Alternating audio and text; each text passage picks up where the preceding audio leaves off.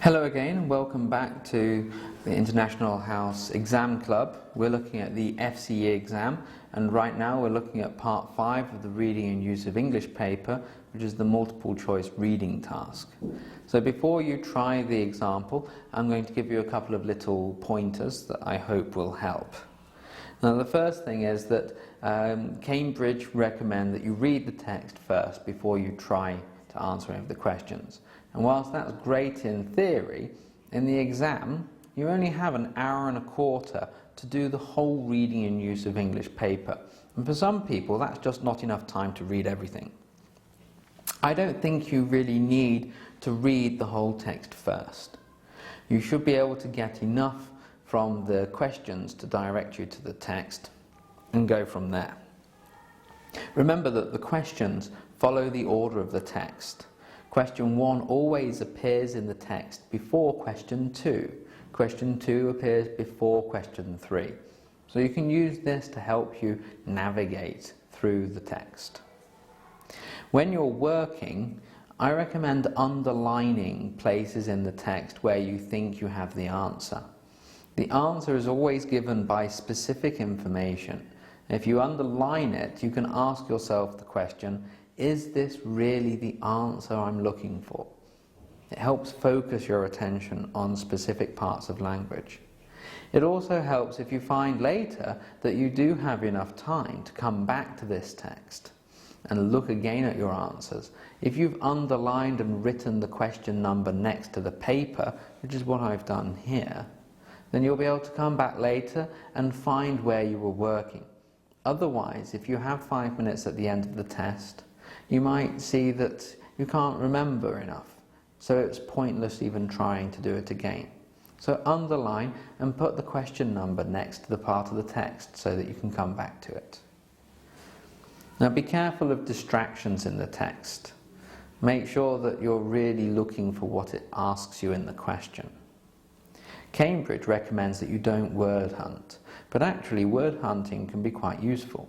If you find the same words in the text that appear in some of the answers, it really suggests that that answer is not right. This is Cambridge's typical kind of distraction method. They put the same word here as is here, but it's a great way of eliminating one of the options in many cases. What you really want to look for are synonymous expressions. Maybe there's a phrasal verb that's used in one of the answers, and there is another phrasal verb or a single verb in the text that means the same thing. And this will give you the right idea of where you're supposed to be looking. So, with that in mind, if you need a copy of the PDF to work from, the description contains a link to that file. Otherwise, if you've been following us so far with the use of English, all you need to do is open the PDF and look at page 24. This has the reading text and all the questions. So try that task now and then come back and we'll look through the answers together. Okay?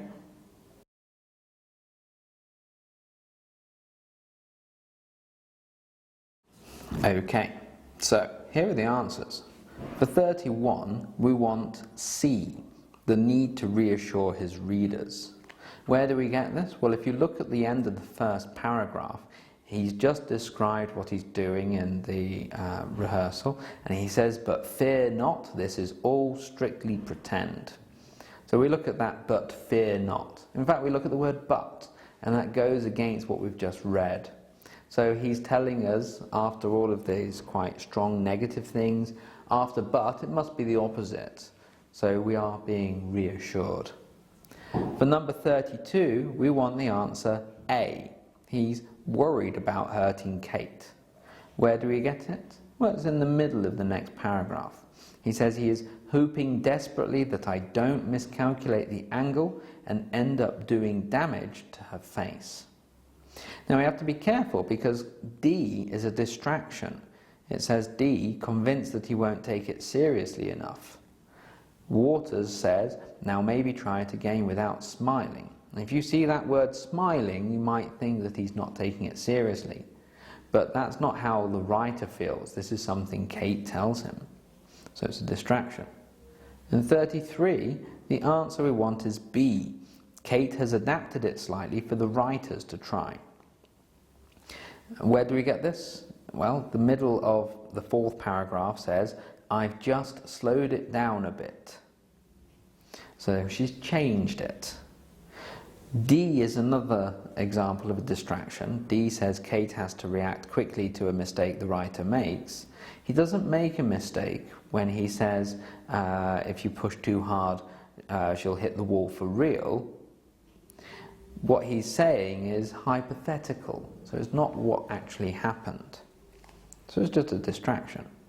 Then in 34, the answer we want is D. We have to say what no small order tells us, and it's that qualifying to teach would be a long and difficult process.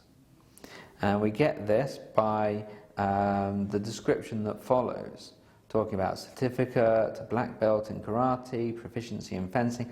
These are all things that we know from our world knowledge take a long time to get. Then 35, the answer we want is A. Its details need to be made up. Where do we see that? Well, in the paragraph following number 34, it says, with no instructions left by the great playwright other than blah blah blah, the style and sequence of the fight is down to Kate and the actors. So we can see that they have to create the sequence. And then finally in number 36, what does it refer to in line 30? We have to go back to the start of the paragraph. I tried to get as much information as possible. Not all of it is useful. So it must be the information they use to design the fight.